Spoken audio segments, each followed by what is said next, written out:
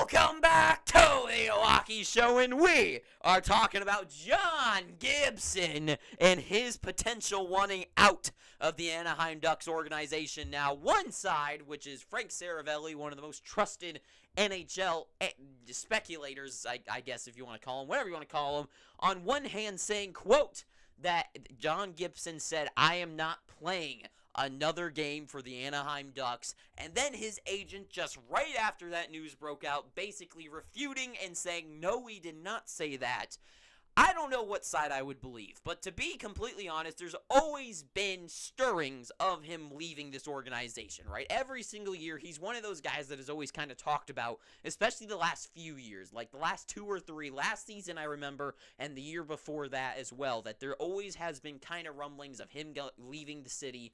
So I wouldn't be surprised if they're true, but I definitely wouldn't be surprised if he had that feeling of wanting out of Anaheim. The guy is 30 years old, and sure, he's getting paid well. He signed an 8-year deal originally 4 years ago for $6.4 million a year, and he's still got 4 years left on that contract. So it's not like he's not being paid his money's worth, right? He's definitely making his money. Like, he shouldn't be too angry. He's lived in beautiful Anaheim, California, with Disneyland around the block. It's freaking beautiful there. And the guy's getting paid handsomely. I mean, $6.4 million. I mean, even league minimums would be amazing for anyone. But anyways, that's not what we're talking about. He's getting paid, but this guy's career has been wasted basically the entire time. I would say 70% of his career up to this point. 30 years old now. The last time the Ducks were any sort of close to being decent was at least, like, what now? Like 6-7 years ago when he was, like, only 23 or 24. Like, it's been a long time coming. And this guy, he's looking for some championships. And not just championships, but trying to, like, make a difference in his career. I remember earlier this season, people were actually making fun of him. Like, this guy's overrated. John Gibson, overrated goaltender. I remember, like, the week after I heard some people saying that, he made that, like, 60-save shutout or something against the Hurricane. No, not shutout. No, he did get the shutout, and they won, or doesn't matter. He had an amazing performance that I just happened to be watching the game at the time, and I was like, oh my god, the guy's incredible. These people are idiots. He's still in his prime, even though his numbers might not say so. I mean, .899 is horrible, just, well, not the worst, but not very good for a starting goaltender in the NHL, and a 3.99 goals against average as well. They're both his career worst, but the Anaheim Ducks were about the worst about a team could be, especially over the last few years. They are one of the worst defensive teams in the entire NHL. I mean, they have nobody back there. Absolutely no one back there to help John Gibson. Cam Fowler, he's a good defenseman, but nothing that special. And everyone else is kind of just, who cares? And this team, John Gibson, has been bombarded. Just been bombarded. And I remember seeing one of the things saying, like, it must be hard to be John Gibson. You know you're a talented goaltender. You show up every night knowing that you're one of the best in the entire planet of Earth and history of the world, of being one of the best goalies in the league, and you have no chance of winning because your team is going to just can't score a goal, and you're going to get scored on because you can't stop 100 things. Because take a look at this. This season, he was first in goals against with 200 goals against him. Number 1 in the league. He was second in shots against with 1983.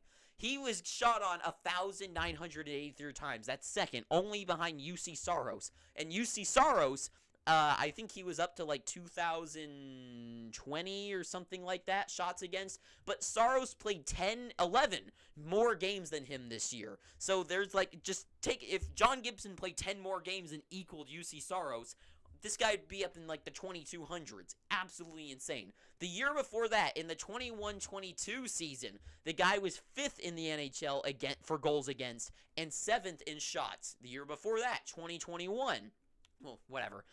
He was 7th in the NHL for goals against and 11th in shots against. And then a lot of years before that, well, a year before that, 3rd in goals against and only 5th in shots against. So for the last few seasons, in this guy's prime of his existence, he has been absolutely just every team's like a minigun against him, and they're all just blasting shots against him every game. It's sad to watch because you see his highlights. The guy is incredible, and now is time for him to move his talents elsewhere.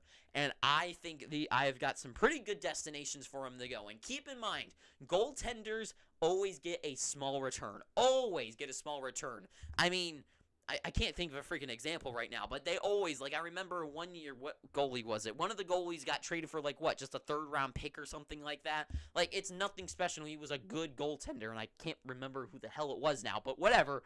So remember, keep that in mind, and add in the fact that there's drama to this situation. There's a whole thing going on here with a disgruntled goalie wanting to leave the team as well. So, here are some easy destinations that he'd go that a team on the other side could easily throw just a 7th round, well, not a 7th round pick, but something back in return for John Gibson to the Ducks. First up, I just talked about them yesterday, and I think one of the weirdest teams making some strange decisions is the Toronto Maple Leafs. I've liked their moves lately, and they 100% need a goaltender. That was one of their big issues with Samsonov not being truly like a proven, like, good enough goaltender to really backstop this team. And it's weird because this team, they know that. Brad Treliving came in, and instead of deciding that was an issue, he said, no, we need grit to this team, and he signed some pretty good players. I like his moves, but they are way over the cap in $3 million. John Gibson for $6.4 million, right? So you could say that they need to make a transition of contracts, right? So I hate, what's his name? TJ Brody on the Toronto Maple Leafs. One of the worst players on that team. $5 million what he's paid. Even that exchange wouldn't make sense. So let's say you throw in a third liner and like Calle Yarncroc, right? Throw him in there. That's okay. That's $7 million. That's enough to compensate for Gibson's contract, but there's still $2 million over the cap. I don't see it happening. I think it would be a smart move for them to make that trade, but with the recent moves, I just don't see it happening, and they're not going to give up the guys that they just signed, so no way that's going to happen. So I think, unless there's some crazy, like, Nylander situation where maybe they move Nylander for Gibson, which that would never happen. So Toronto would be a great suitor and could really use him in their net, but I just don't see a way of that happening. And then LA, the team everyone says that they need a goaltender, and they've decided to say, screw that, we don't need a goalie, we have Phoenix Copley in net, and this would be a great spot for him to go to, except the issue, and I'm sure all of you already know, Anaheim and LA don't really get along with each other, and I could hardly see the Anaheim Ducks saying that, sure, we'll send him straight down the street to LA and play again for our rival. I just don't see that happening, and the Kings, they really need a goalie, and for a guy like this, they could easily throw away, like, just something at him. I mean, especially what they paid for Pierre-Luc Dubois. They're definitely willing to pay whatever price it is to take on a good player, but I don't know if Anaheim would be willing to let that happen. So that would be a great spot for him. I would say that's like the number one team behind maybe another one on the board I'll talk about in a second. The LA perfect destination, but would Anaheim do it? I don't know. I'm sure Gibson would love it. I'm sure he would love to stay in that sunny SoCal area. I mean, LA and Anaheim, they're the same area, basically. So I'm sure he would love it, but the Ducks, I don't think they would do it. Seattle, Grubauer, amazing in the playoffs this year. I loved what he did, but he's a risk, you know? You don't know if he's going to do that again. And with this Gibson thing, goaltenders, and apparently for what the price it is to get a goaltender, like, this is the time to strike, you know? This is your time to throw caution to the wind, and this isn't like a long game to get John Gibson, or maybe it is, who knows, maybe it's months before anything even happens to him, but in Grubauer is a risk, and this team is in their Stanley Cup potential now. Grubauer, and the Ducks can easily take on money, right? They can take on money, so if they moved out Grubauer for Gibson, that would be a simple trade. Simple trade like that. Maybe Grubauer and a first-round pick for John Gibson to put in the back of the net to have a better, more proven, stable goaltender. And I know there is a risk to him, too, with his bad numbers, but the guy still puts on a show every night, and with some actually good defense that the Kraken have, I think would be a great match there. I think would perfectly work together. I can see this one happening. The cap's good. They could easily make that trade. The contracts would work. Everything makes sense for that trade to happen. But would they be willing to part from Grubauer? Is Grubauer now too much of a fan favorite? Maybe the front office likes him too much that they wouldn't be willing to move him. I guess that's the question mark there. And then we got the team that looks like the number one team that could probably pick him up, the New Jersey Devils. Now, Lindsey Ruff did hint at the draft. He said he was questioned by, is it Emily Kaplan, the one lady who was doing the draft? Whatever. That lady, she asked him about goaltending, if they're going to improve, and Lindsey Ruff kept answering, we're always looking to make the team better. And Fournette, I mean, looking at their current duo there with Vatek Vanacek and Akira Schmid, I don't see that being the goaltending tandem that takes them to the Stanley Cup. So John Gibson being that, and New Jersey's close enough to Pittsburgh, and that's where John Gibson's from. So maybe he's kind of going back to the East Coast, would be happy with that maybe. I have no idea. But I think just easy duo there. Easy tandem. I mean, you get good fit going back to the East Coast. Good goaltender for a good team for a few years. And the cap's going up, apparently. I think it all just makes sense. This is just a perfect, smart move. And if the Ducks are, wanting a prospect in return, New Jersey's got a couple of those that they can send back the other way. So, for me, New Jersey, for a team that definitely needs a better goaltender in net. I mean, Vanacek and Schmid did look good Schmid looked good in the playoffs.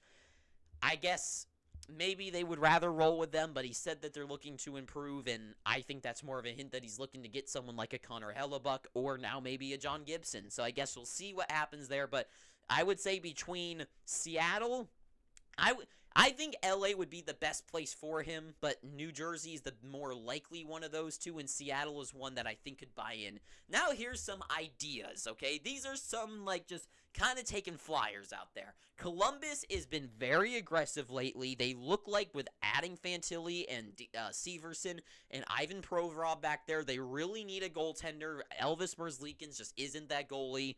And if they're looking to start putting together that good playoff team with the development of their young guys, they need a goaltender. If there's one more piece of the puzzle they need, it's definitely goaltending. And if John Gibson could be that guy, they got the cap space for it. I think this is, once again, an easy match that I think no one would see coming, but Columbus just being that team to take those big trades in Severson and Provorov, and then last year signing Johnny Hockey. They've got some good pieces. They're showing they're aggressive, and maybe John Gibson is that goaltender that they're looking for years to come. Because, a guy like Connor Hellebuck, he's only signed for one more year. Connor, I think, it wouldn't be the solution because he would probably walk the second he gets a chance at the end of the season from Columbus. So I think John being the term would help him out better there. And then Buffalo. Now, Buffalo is a team that's interesting. I think they're definitely going to make the playoffs this year, but they need a goaltender. They need a goalie. They're a playoff team looking for a goalie.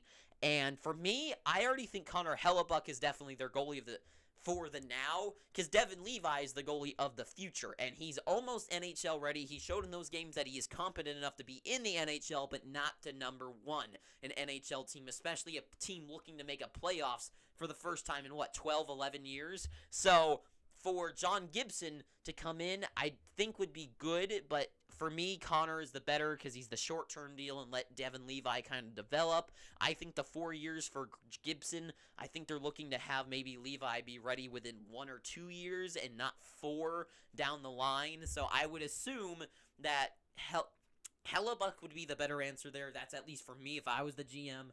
And Gibson, I think, would be a good fit for now, but for the future, it might make things a little scrambly there, so I don't think so. And then Chicago. Now, this is really just an idea, but just think about it. To me, if I was the Chicago GM, and just because of the electricity and the fans in the building of some of the guys that they drafted, I mean, we already know, guys like Oliver Moore, and there's this guy named Connor Bedard that was just drafted that he's kind of good. And I say don't waste these guys now, especially with the no money that they're being made, right? That's a weird way to say it. How they're making such little money right now. Use that to your advantage. Use these 3 years to put together a good team, bring some good players on, and for Gibson to have those 4 years at 6.4 with the cap going up and Chicago's got plenty of cap space, put him on the team and give your team some better chances to win. I mean, don't waste these 3 years with Connor Bedard being a rebuilding team year yet. I mean, maybe this season you can allow him to be kind of mediocre, finish off in like 22nd or something. But then after that, I would say next season, go in for the playoffs. Start putting together a better team and go in for it next year. And with Gibson being there for 4 years in the Windy City, I think would be a better idea than just letting some random nobody goaltender and like Malcolm Subban or some goalie that doesn't deserve a number 1 spot be like Alex Stalock to be that number 1 guy. But that's just me. I personally would say buy in and make this team better then later. But that's all I gotta say. So we'll see what happens with John Gibson. I think my true prediction is that things are usually not as cool as you would hope them to become. So for me, LA is out of the equation. So is Toronto. They're already in such a situation. Seattle, I think, would rather stick with Grubauer than make that big Hail Mary, Hail Mary move and switch out the goaltenders there. So for me, I think the best places probably will be New Jersey. And I think it might be, I would say New Jersey is the best place to probably land him. And then Columbus is kind of that shocker that people would be like, whoa. And it's like, once again, Columbus has been aggressive the last couple years and they're still going on. So I guess those are my two. New Jersey would be the best place and most probable. And Columbus is the shocker, but wouldn't surprise me. But that is all I got to say. So thank you for watching this. If you've made it this far, please, I'm begging you, pick up your free subscription. And until next time, too sweet, have an amazing day, and ta-ta for now.